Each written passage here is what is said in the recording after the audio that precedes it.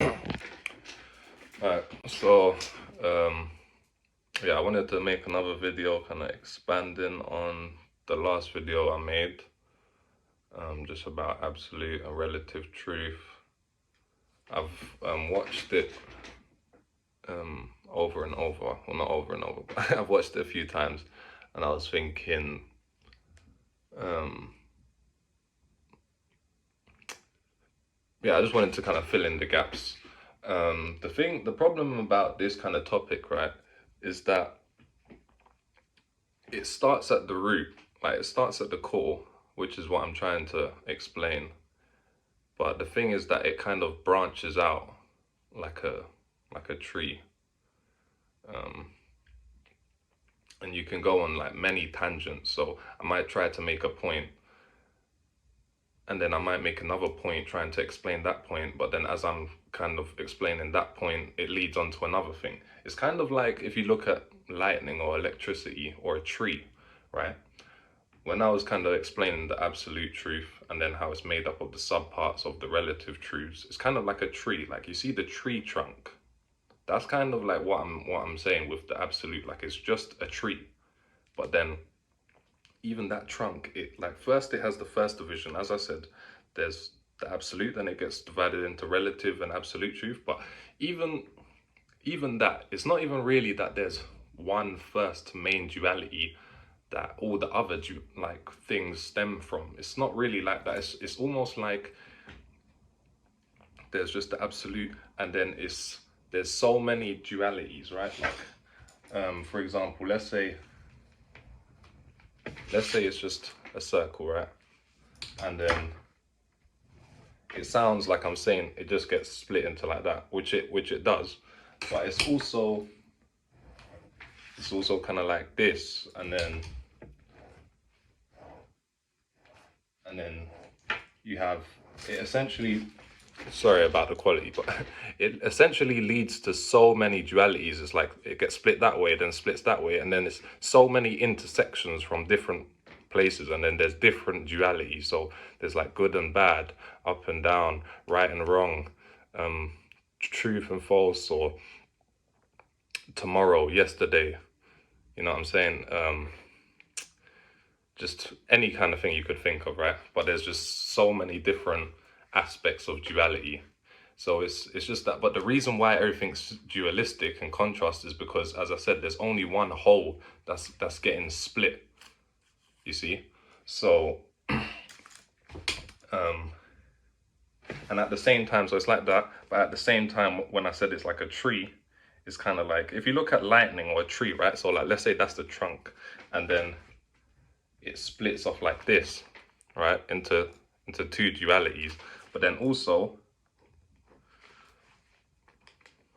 like that duality could be taken to be its own whole, right, or its own trunk, and then that could be split off into two, and then each of those can be split off into two, and then each of those can be split off into two, and then this is kind of what like electricity kind of looks like. This charge is kind of coming from one stem, and then it spreads out infinitely into so many different places to where it almost seems like they're all disconnected. It seems like they're not related at all, but they're actually all stemming from the same root. So that's kind of why people who are wise, or people who've been on the journey and they've attained these kind of core truths, that's why they can kind of look at any situation and explain the truth of the matter. It's not really, obviously a lot of these people, they've been through a lot of experience, so they can kind of tell, but usually it's just that they know the core truth, so they understand. Because every single frame of relative truth that we're in, right, we're always in, as I said, so there's just the absolute, but your body, kind of like as humans, our incarnations are always in a relative frame for that moment of time, and then it's already on to the next, right?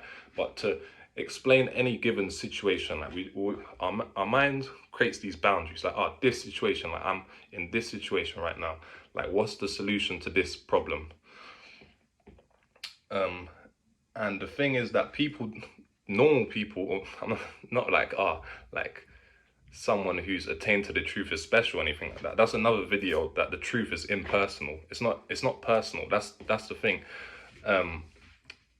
It's just that when you have direct access, that's another video I want to make, is about enlightenment, self-realization, the different kind of stages. But in my eyes, like, self-realization comes after enlightenment. People usually think of enlightenment as the end all be all, but I kind of see it as like, that's something that you have to work towards as well, which may take years, decades. Then you hit that point, right? And then it doesn't end there, it keeps on going, but then you have to kind of integrate that, and to become self-realized, which in my eyes is the ultimate end goal of just incarnation, existence, life. To become self-realized, enlightenment is almost a prerequisite for that, right? Because you need to have direct access, because what I would say enlightenment is having direct access to absolute truth at all times. Whereas everyone else, they're always stuck in the lower frames, right? But they're not conscious, they're not able to realize that they're at the top looking down at this frame. Like, they're only in that frame for that particular time, and then, but they're actually always at the top, right? See, I'm already going on tangents. It's very, I don't know, maybe I should structure it more, but I like to freestyle. I feel like it just feels more authentic.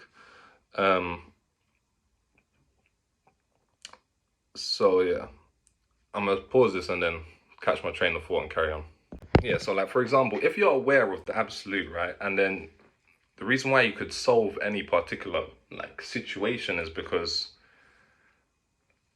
as I said, let's say any particular frame or situation or condition, as I said, so all these things are conditional truth. So we're speaking about a certain condition, like, oh, today I don't have a lot of money. I want money in the future. So what are the right conditions that I need to create to create the right result, essentially? But the thing is, let's think of it as like a math equation, right? So let's say A plus 7 is equal to C. Let's say it's like this. And it sounds stupid, right? Like, A plus 7 is equal to C. Because usually if you're using algebra, you would have like, let's say 7 plus, I don't know, I haven't done maths in a long time, but you would have multiple like of these units which you know, so you'd be able to identify the one unknown. And that's essentially what I'm saying, is that everyone who doesn't have direct access to truth, they're like trying to solve this equation, A plus 7 is equal to C, and you're trying to find out C, but how can you know what C is if you don't know what A is, right? Or even, yeah, but then if you have direct access, if you're enlightened and you have direct access, then you kind of, in this analogy, like, you would know what A is, right? So then it's easier for you to understand what C is. You can solve the problem. Or another way of doing it is like, it could be any kind of equation, but if you knew that the answer always equaled to 0, like that, for example, like, let's say like 7, I don't know, 7 plus x plus 8 is equal to C. Yeah, so like, let's say like this, 7 plus x plus 8 is equal to C. And then the usual person they don't know what C is or X is. So if they're trying to figure out X, it's almost impossible. You're just guessing. It's a guess game, right? But then if you knew that any equation, like, this is just one equation. Let's say I write another equation, 10 times 50, you know what I'm saying, minus X is equal to C. Or something like, any equation, infinite equations, anything you could think of. But if you knew that they all equal to 0, like, if you knew that C was always 0, then it would be easy for you to calculate what X is. It's just that everyone else who is unenlightened, who hasn't done the work to get to enlightenment, they don't have direct access. They don't know that everything is equal to 0. They think that we live in a substantial world. They think that we're in profit. That's why they don't see that everything is almost on lease. It's that's why, as I said in the previous video, why everything has an expiration date. Because really, for example, your life. Let's say, because I spoke to my cousin. I showed him the video. He agreed. Like, I've spoken to him. Like, I've had really deep conversations with him about a lot of this stuff. He's more into like physics and stuff, but he understands all of this. The the problem is, right, that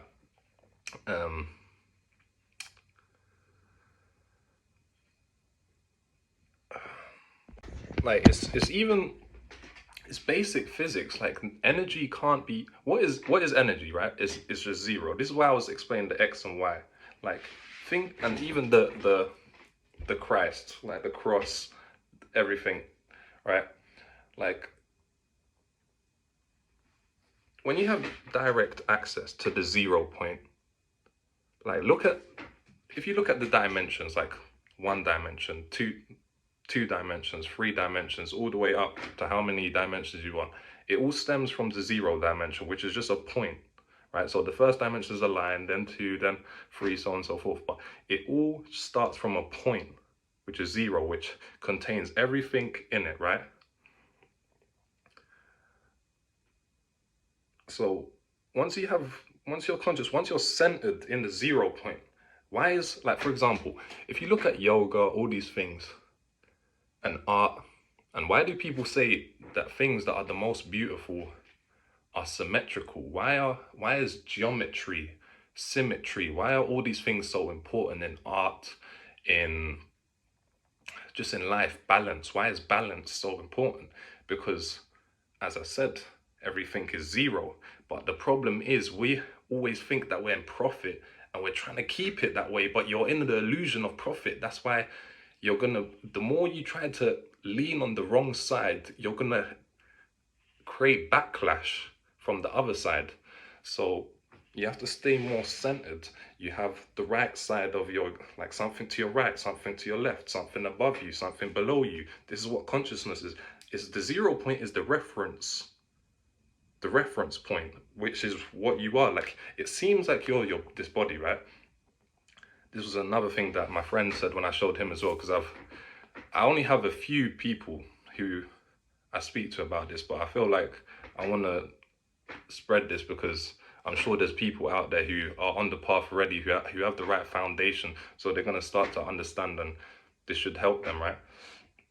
But even what he was saying, which is something that I forgot to say in that video, but as I said, everything is in consciousness, but we feel like, right, that the consciousness, like, is centered in our body and we're looking out, right?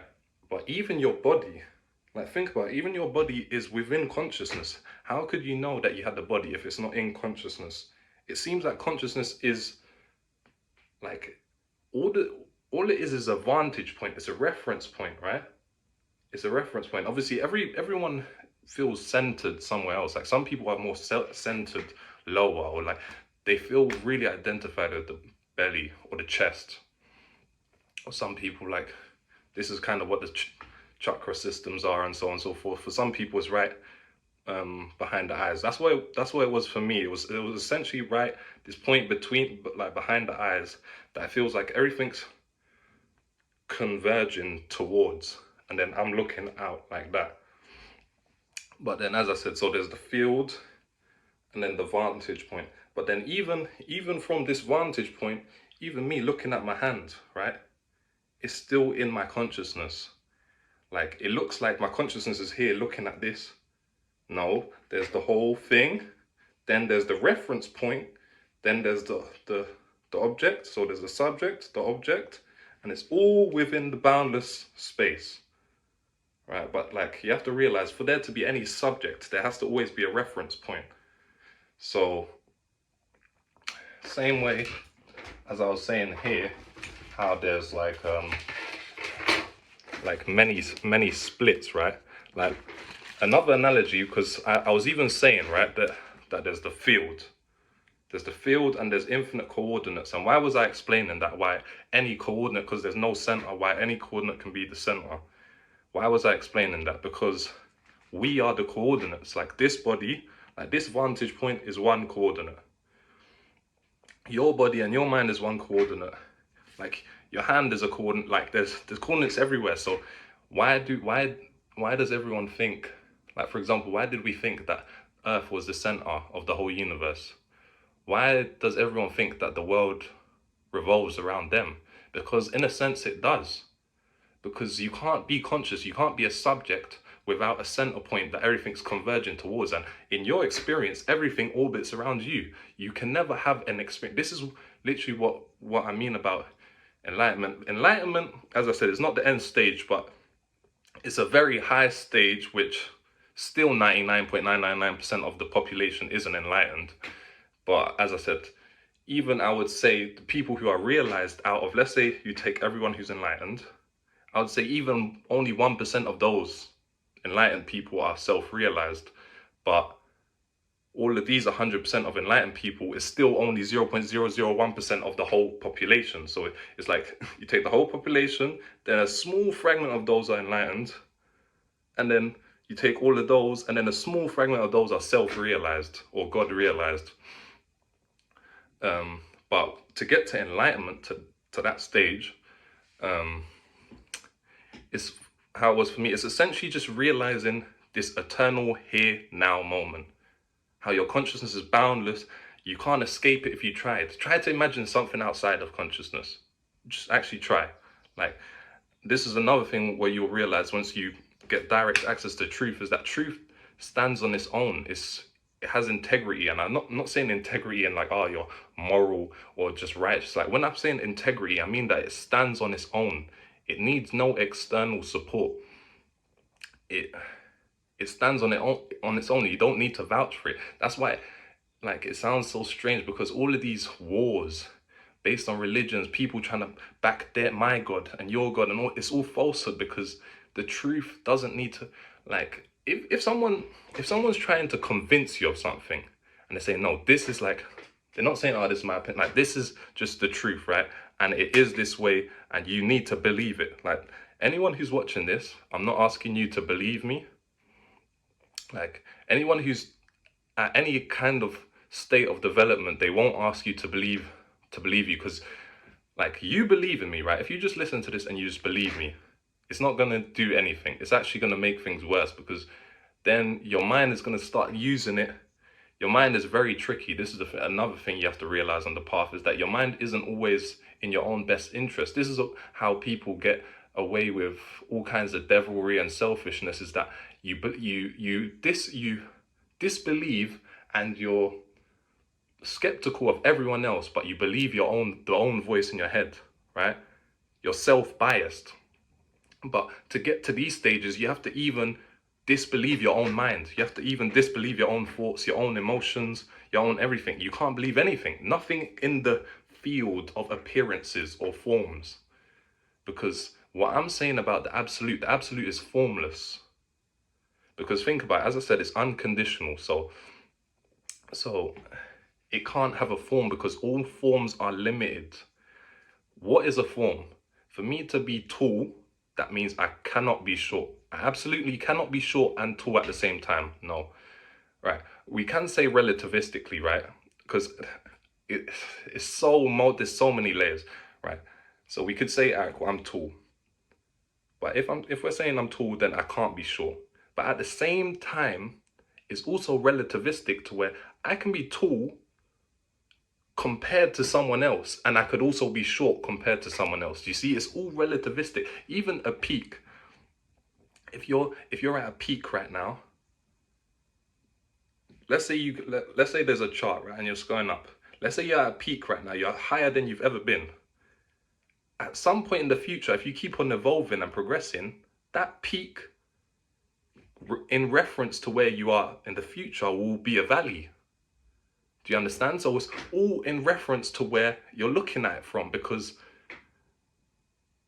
it's like, there's just the absolute, and either you're in the absolute where there's no divisions, no nothing. There's not even time, not even space, not even language, not even silence, not even sound.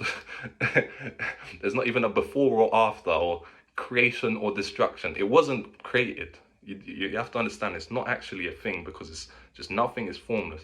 So the reason why I was saying this, that the absolute is formless, is because all forms are limited. Because to be, like, let's say I take this controller. To be a white PlayStation 4 controller, you can't be a black one. Do you understand? To be a man, I can't be a woman. The whole LGBTQ, that's so funny. But even all of that is kind of showing that all of this stuff are just, they're just thought forms. Like really in reality, like gender is only biological. It's purely biological, right? Like the idea of like, oh, I'm a boy or I'm a girl or I'm a man, manly, womanly. Like all of these are just psychological add-ons. They're not, all of that is just bullshit. It's all bullshit. Like there is no particular way that a biological male needs to be, or a biological woman or anything like that. Like if that was the absolute truth, that all like males have to be this way or all women have to be that way, the traditional man, the traditional woman, this shit is just fucking absurd. Sometimes I'm on social media and like I can't it's strange to me how like it's very strange to me. But anyway, like all of it just proves that all of that is just psychological add-ons, all bullshit, imagination. Like all it comes down to is just biological, male and female. But really in reality there isn't even such a thing as male or female. Like even that is just like, do you understand? It's just the first split. But what is it getting split from? Why are there two dualities? Because it's always just one thing getting split, so it always just has to come back.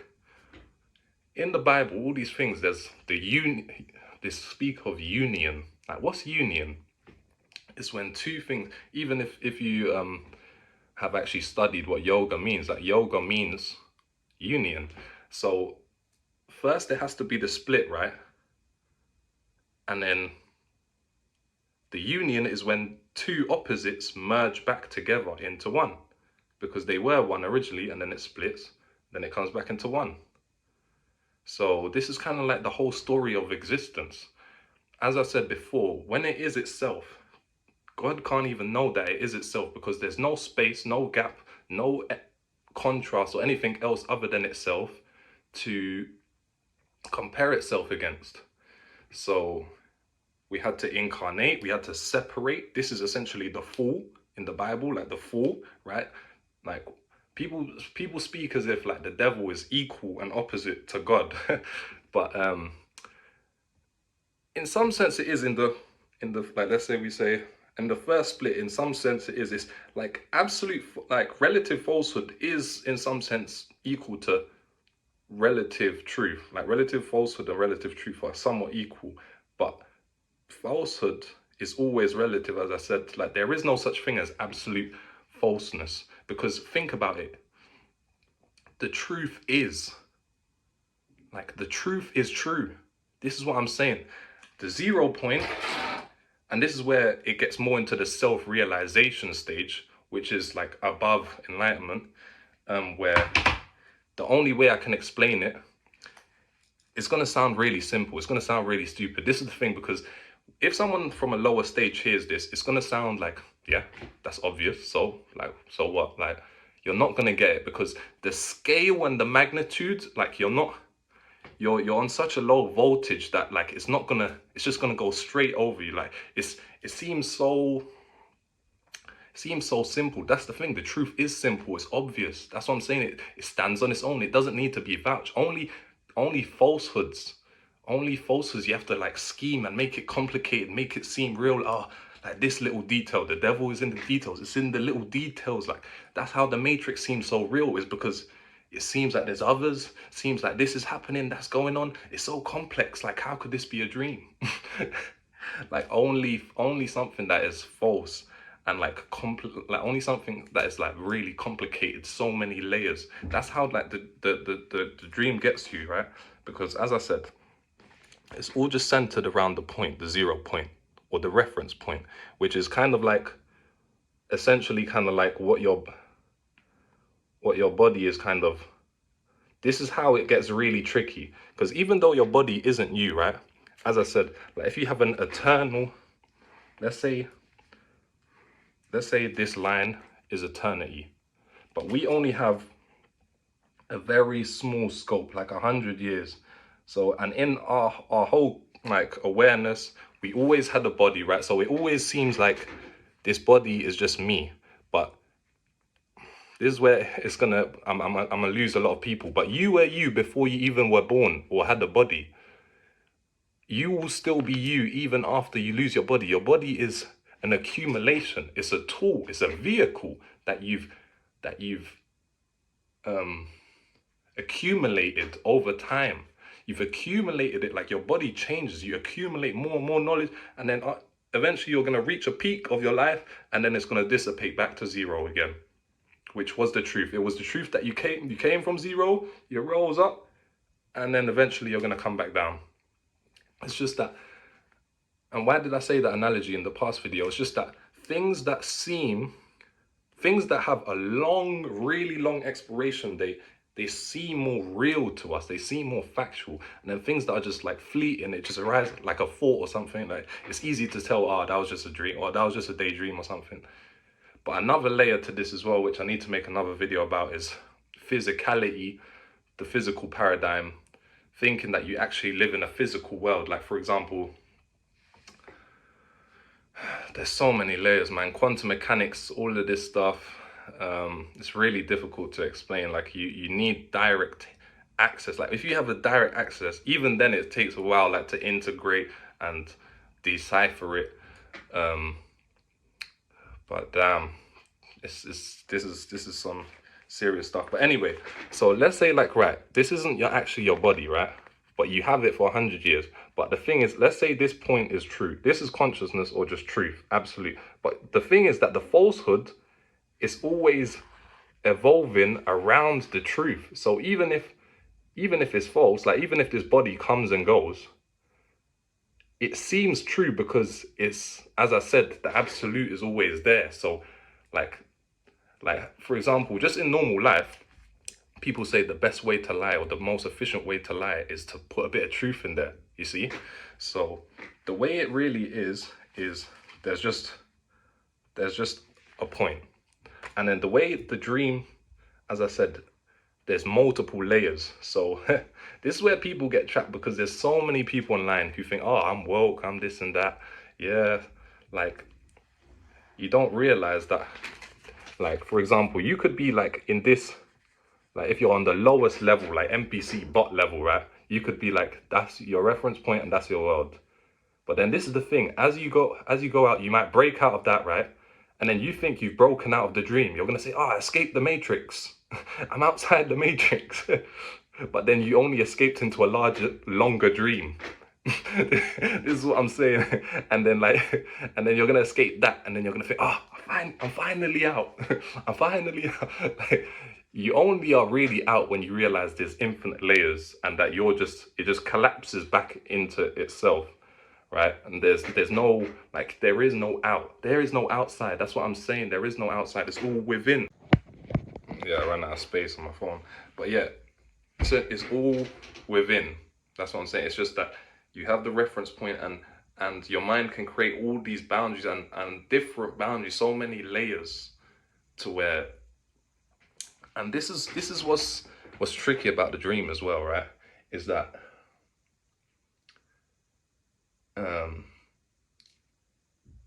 to get you really bought into it, right? To get you, the self, to get bought into the dream, like, as I said, it's all about the little details and so on. And there will be things within the dream, right? Like, let's say in this dream, you're a human, and then you're in this world, like the world that we're in, like this, like world, like for example, this room is just another one of like these boundaries, right? It's just another one of these boundaries. And within there'll be loads of different things that you could do, and there'll be a lot of different things that you'll be chasing and that you're trying to understand within the dream. So like in a dream, there's always a direction. There's always a direction. This is the difference between, yeah, when you get to that enlightened state, it just, as I said, it's just still a lot of other, people, they will refer to it as just stillness. It's just when you just collapse, and it's just, this is what meditation is all about. It's not really about like quieting the mind, which, even though if you do it correctly, this will happen by default. But something that really helped me a long time ago was also one of Osho's videos, which kind of said that meditation is the opposite of concentration. And even though concentration and meditation is almost like two sides of the same coin, so even if you look at a lot of the yoga, a lot of practices, it will always be about like a really hard concentration, which is like a contraction, like you're contracting, tense onto something. Like, let's say just the point of meditation, it could be your breath, anything, you're looking at a particular thing or something like that, or it could be all kinds of different methods to kind of get you to contract and really like kind of burn your energy, right?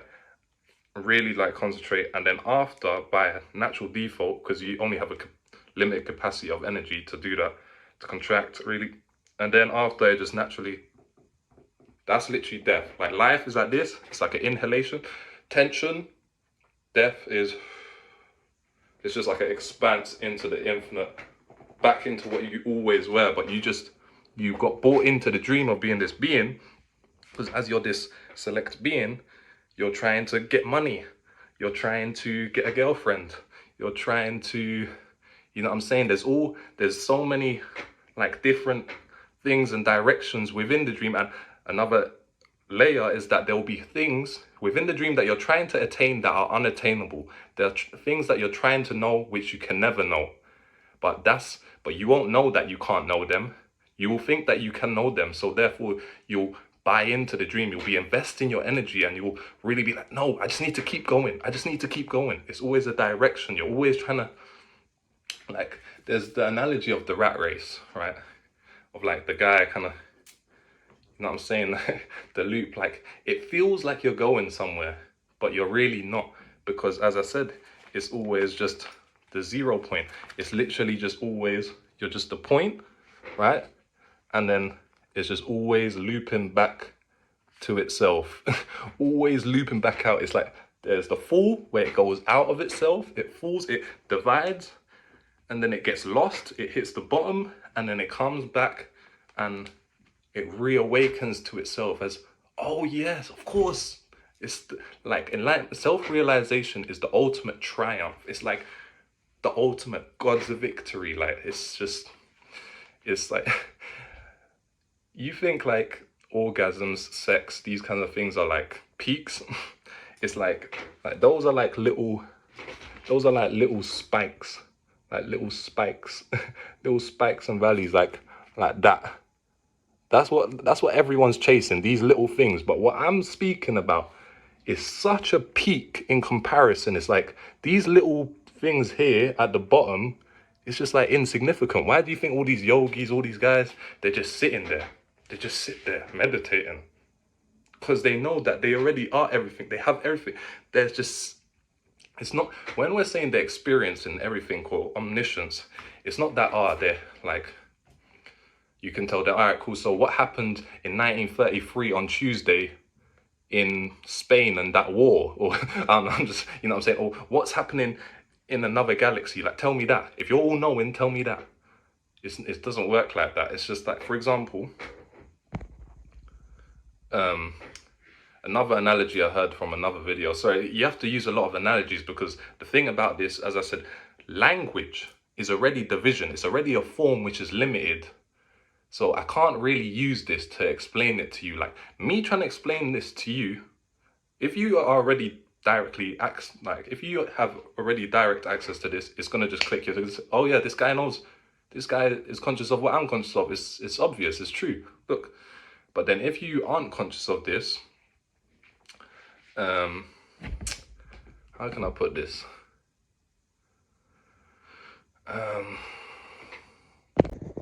Yeah, so if you're already directly conscious of this, you're going to understand. But if not, then me trying to explain this to you is like trying to explain color to a blind man.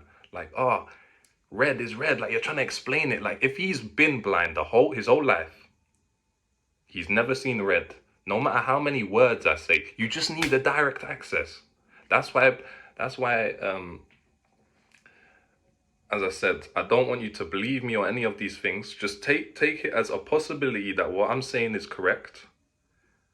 And I could be wrong, I could be right. Just like, and you might be listening to, you might say, oh, like, I'm hearing, like, most of the things I'm hearing is making sense, but some of the things, like, it's not making sense. And don't dismiss me, but also don't just believe me. As I said, don't create blind belief, because that's how cults and religions and all these things get created. Like, in my eyes, like Jesus and these prophets or whatever, they were directly conscious. Then they tried to teach it, but then all the other people who were unconscious, they took the teachings and corrupted them over time, and you understand. But my whole point is that language can't be, but like, we try our best, right? Because this is what we have right now. So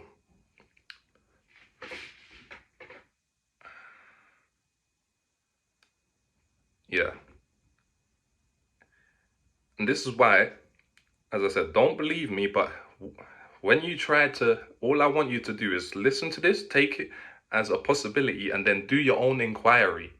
And not just not 5 minutes, 10 minutes, like over a few days, weeks, months. Like, really think on it, reflect, like, actually question yourself. You need to give yourself time and space to actually, if you're always out partying, if you're always out chasing, that's the thing, like, all these things that you're chasing, as I said, that the body, kind of the ego is chasing within the dream, it's got you bought into dream. You're always just distracted. You're always like, that's what the mind is. Like, the self is like this, the consciousness, and then the mind is always oscillating. It's like, we're trying to go there, and it's trying to go there. That's why no one can meditate. Like, they're always getting distracted. Like, but the thing is, you can't be bought into the oscillation. Like, another analogy I like is that the clock, like, there's like the hand, right? And then it goes like this, and it goes around and around, or whatever, the clock. And then everyone who's unenlightened or unself-realized, they are identifying with the tip of this hand. So as it moves, they feel like they're moving. But if you were identified with the central anchor point that the hand is connected to, you will see that it's just always itself. That's why time is cyclical. It's just the point. It's just operating around that.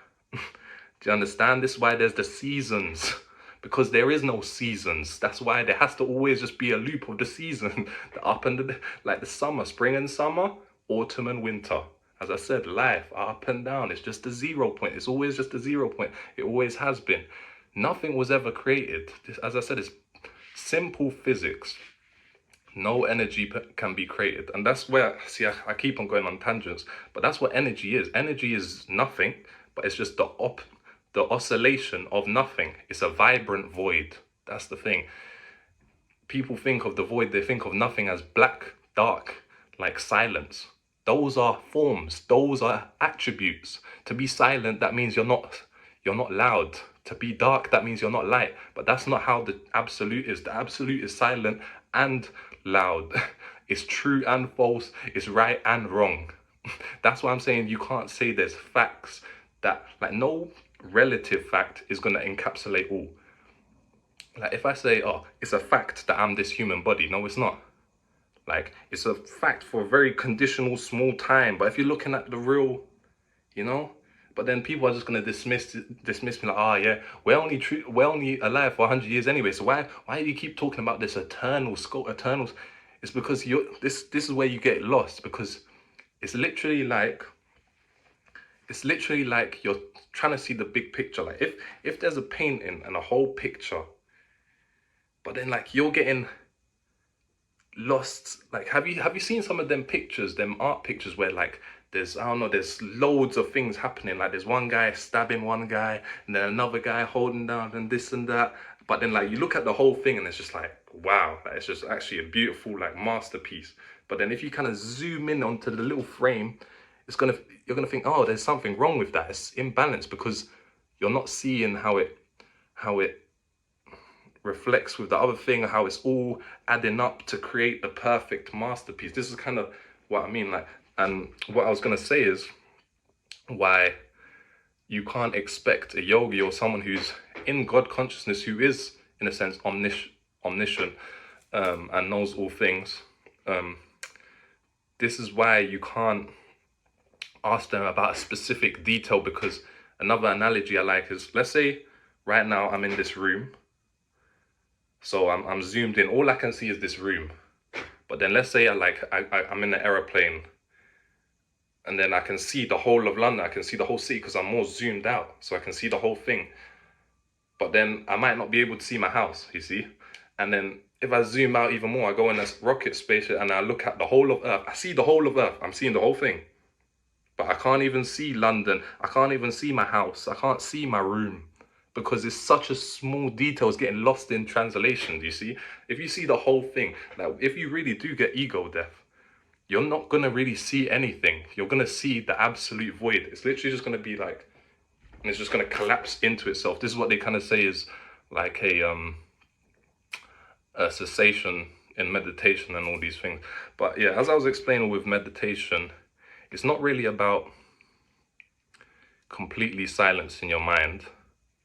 It's just about not identifying with the oscillations. Like, as I said, the clock, don't identify like this is your consciousness. A thought's gonna arise. Like, oh, what? You're gonna be sitting here like, what am I gonna have for lunch? Or, oh, I'm feeling uncomfortable. Like, instead of basically it arising and then you investing in it, grabbing onto it, and then like letting it bring you that way or that way into and deeper into the dream, you just let it arise, see that it's just a temporary fleeting thing, and then let it just fall away. You don't, and even if you grab onto it, notice, oh, I got distracted, like I started thinking about that, and then you just come back to, you can use your breath, like if you're a beginner, use your breath, or any kind of thing. You could focus on the point right here, between your eyebrows. There's many different kind of types of things, but an important thing about meditation, all these things, as I said, is symmetry. Because think about it, the void, as I said, the field, the infinite field that I'm talking about, the void, the zero, if there's nothing, it's completely symmetrical to itself. Forms are in a way asymmetries, but that's why they can only arise for a period of time until they get washed away onto the other way.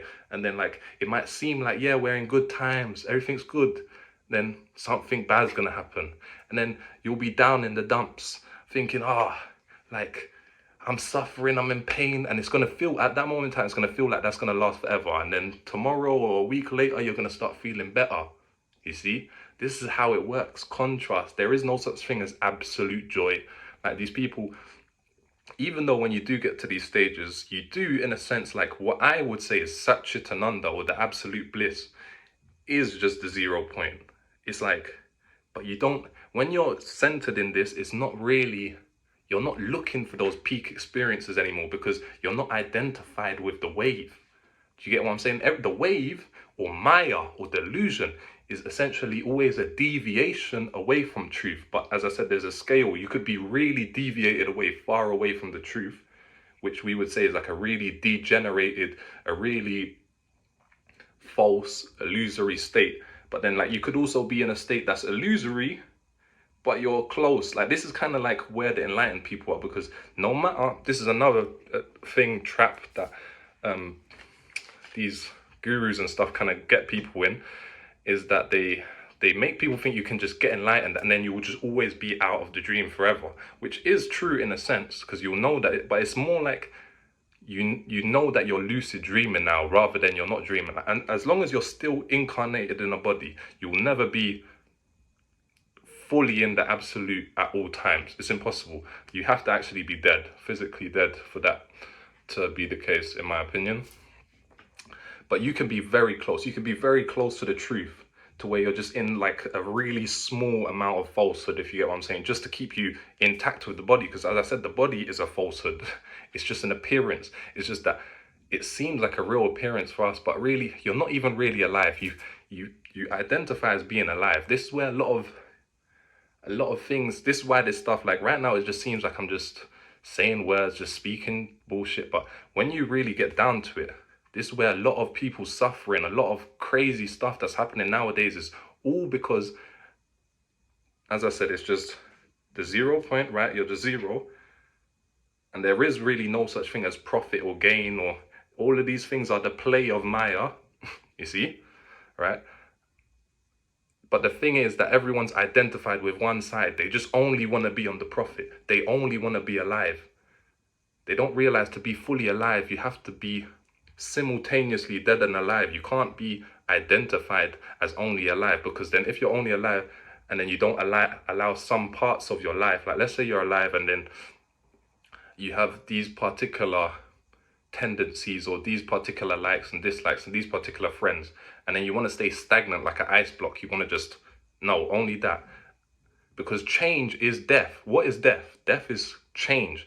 Like, we can say, oh, a part of me died or something like that. Like, obviously, this is also a scale. You have to realize everything is scale, like in a scale. People within the dream think it's just an on and off switch, this or that. No, it's not. It's always a, yeah. So if you're trying to stay stagnant as like one, like with those particular tendencies, or I'm this person, you identify, I'm just this way, I'm just this way. See, the problem is stagnancy, because as I explained in the first video, everything is change. Literally everything within the duality or the dream or life existence is changing at all times. There are some things that seem similar, as I said, because they have longer expiration dates, and if it's that long and your life is only like this, it seems like, you know what I'm saying? But as I said, everything is changing, every little frame, and even that one thing that even if something lasts for, like, let's say for example the sun, it lasts for millions of years, or I don't know how long it lasts, but let's say it lasts for millions and billions of years or whatever. Even though it's one thing that has a long lifespan, even it is changing as it progresses on its lifespan. But what I'm saying is that if you try to stay stuck with your, like, how you are in this moment, that's kind of like life, like you're trying to grasp onto it, then you're just always going to be stuck in the loop. You're never going to progress, because you have to let some things go. You have to die. Like, you have to breathe out to breathe in again. Do you get what I'm saying? You have to let some things go. Like, let's say, like, imagine you were still attached to like some toy you had as a kid. You know what I'm saying? You have to, like, as I said, death is change, but there's degrees of that. As I said, everything is scale, like in a scale, but there's degrees of that. So if let's say I have an addiction or something, and then I get rid of that, like, it's a small death, because a part of me died, because it was a part. When we say a part of me, I'm saying of the smaller micro self. Let's say the macro self is God itself, the field, and then the reference point, your body, is the micro self, right? And if that micro self, but you can't control the macro or anything like that. You can't, like, people have this illusion, oh, I'm operating from my higher self. Like, that's false, because you can only operate from the micro. Like, you can become conscious of the macro, and you can get downloads. Like, if you can get the micro self to be in a state of open-mindedness, like symmetry, you're resting in stillness, you can get them downloads direct from your higher self or from God. It just downloads you. Just get it in an instant. You don't really have to. You just chill, allow space, and then you get the downloads, right? But along this journey, why do people say to get enlightened, all these things, you have to let go of your attachments, all of these things? Because that is a certain type of death. Because as I said, you accumulated this body, you accumulated your ideas, everything that you believe in, you hold so strong, you're trying to defend it. Someone told you that, or you had a particular experience in the past which led you to believe that, and you think, as I said, I'm not denying conditional facts. The problem is when you take those conditional facts to be absolute facts. So let's say, for example, my parents, like my father was the breadwinner, and then my mother, she stayed at home and just done the cooking and cleaning and stuff, and the marriage was good, right? So there are other situations where it was like that, and they, like, where someone else, his father was the traditional father and his mother was the traditional mother, but things went terribly bad. like things went wrong, they divorced, it was a shit show, she hated him for oppressing him or whatever, they're gonna have the impression that the traditional roles are wrong, they're outdated and so on. But if you had the limited experience that my parents were like that and their parents were like that, and it worked, so that's just the fact, that's just the way, and then you go online and start telling people, yo, you have to be the traditional way, you have to be, it's because your data is so small and so limited, but you're taking it to be absolute. You're not seeing that there's your limited data and someone else's limited data would cancel out your limited data and your data would cancel out theirs. It's just that everyone always has, they're seeing like 0.01% and they're not seeing 99%. But then they're taking like that little small bit of information and saying that that information scales across like any situation and all men should be traditional and all men, you see? So this is the problem. There is no thing like that. There is no absolute many, like, it all depends on the situation. There are some situations where yes, a traditional man and a traditional woman will work out better, but in the same time, all of these things about it's all outdated. A lot of those ideals, they would have worked in 1950s. That's what I'm saying. They would have worked in 1920s. But now, things are completely different. The women have the same opportunity to work as men. They're not. It's not like 100 or 1,000 years ago where, like, we had to. All the food we got was from hunting, and what's it called? And like the woman was just always pregnant. There was no birth control, anything. So if you're together, you're just having sex, the woman's always pregnant, she's always vulnerable, so the guy's always out getting the food. Of course, makes sense. Like if there's a part, if there's, so yeah, if there was a, sorry, I keep on having trouble with the how much space I have. I keep on deleting the past videos. But yeah, like for example, if you have a partnership, all right, cool, yeah, there can be gay couples or whatever, but let's say there's a man and a woman and then the woman's pregnant, then yeah, of course, I would expect the guy to be out there working, providing, of course. But if the woman isn't pregnant, if the woman can work and make the same amount of money that the man can, because as I said before, like a long time ago, it was all just only hunting. Then there was a particular period of time like where it wasn't like that, but still women couldn't vote, they couldn't work, so of course they had to rely on the man.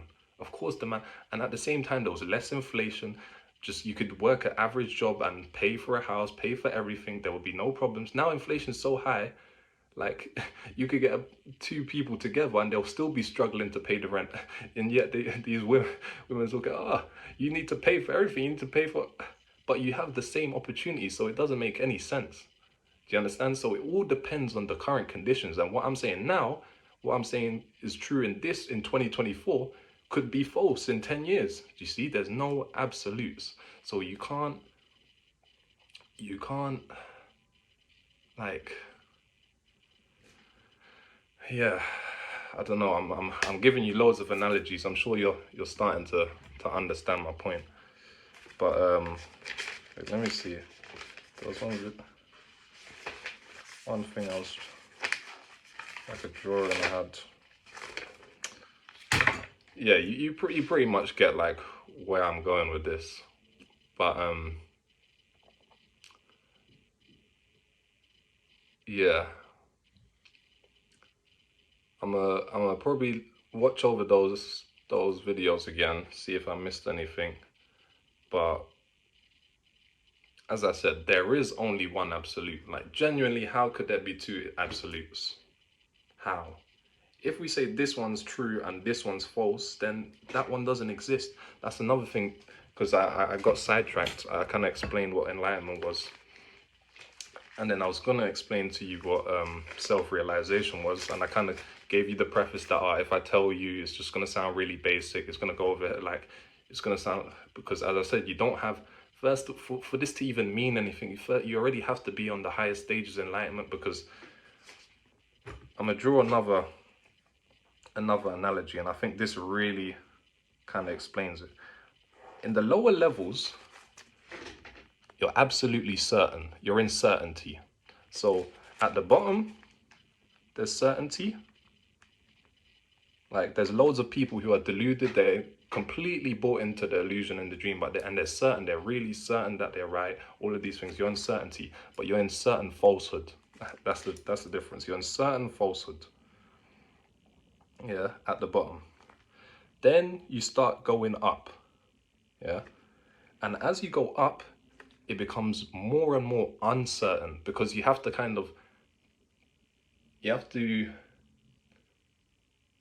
as I said, like, really, because there is only the absolute.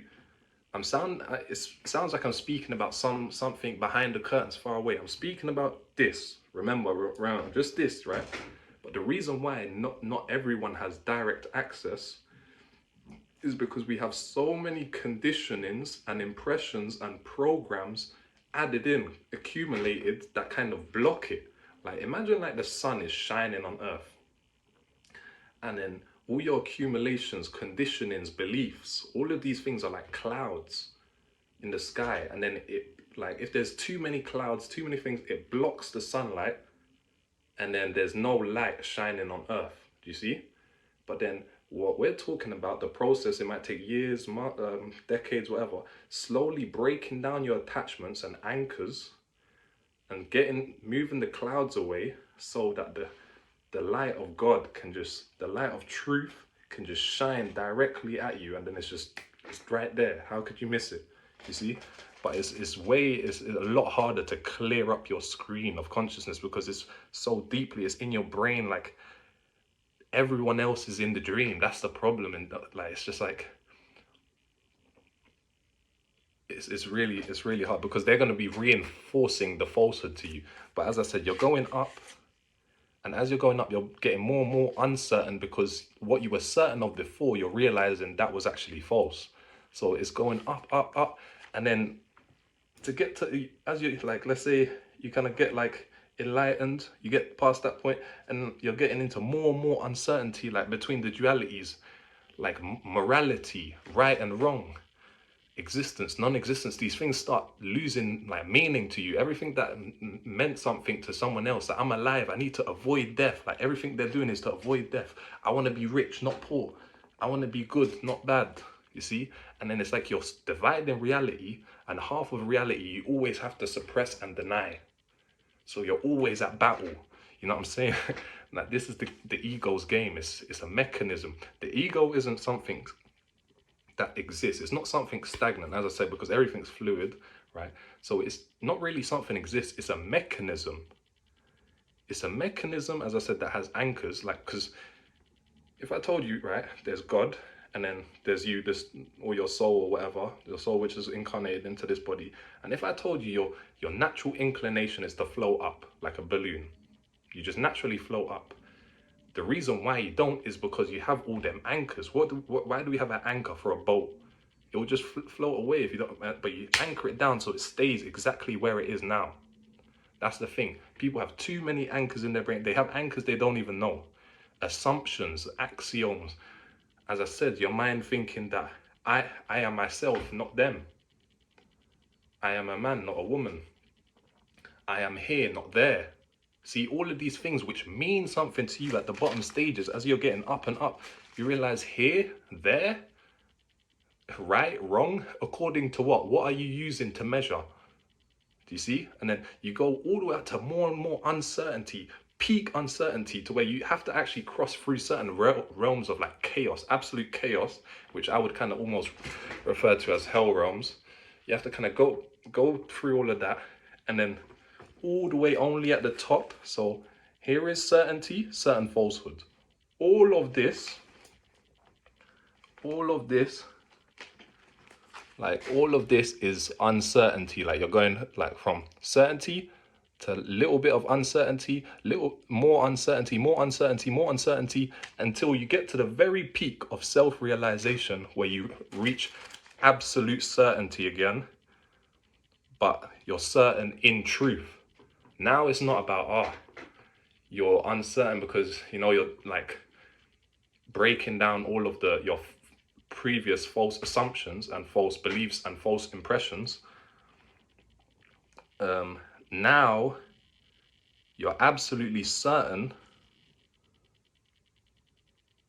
but you're certain in the truth now. So now you can see the delusions of even all of these prior stages, if you get what I'm saying. But you have to go through these stages. People are going to try and skip. You can't skip.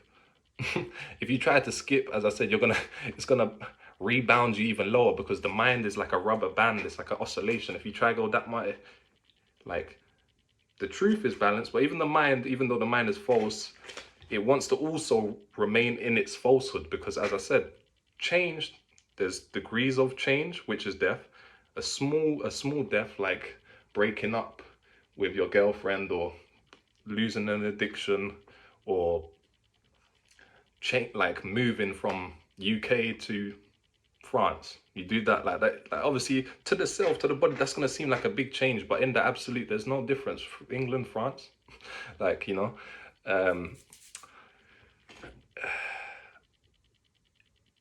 yeah, so it's those are gonna, those are like little deaths. But what we kind of say, like physical death, like when we say just absolute death, even as I said, even death is not absolute, but what we kind of refer to as absolute death is when this body just completely decomposes back into the earth, right? It completely loses its form, but it still exists. It's just now just part of the soil, and then it gets eaten up by the worms, and you know what I'm saying? It's still like the energy can't be lost. Like when it rains and then it goes into the sea and then it goes through the rivers and then it condenses back up to cut, like it never gets lost. Like when it stops raining, like it seems like, because as I said, we have a small vantage point, so if you're only looking limited, it looks like, oh, it was here and then it's gone. It's just gone now. It was there and now it's gone. He was alive and now he's dead. He was never really alive. It was just an arise and fall, an arise and fall, you see? So yeah, hopefully that fills in the gaps a bit more. I'm sure I'm gonna have to make more videos and whatnot, because as I said, with the branch analogy, the more like things I say, I'm sure there's points that I came up with now to explain the previous point that I didn't completely, but if you watch the previous video, you watch this multiple times, you do meditation, obviously I'm gonna speak about psychedelics, all of these things later, but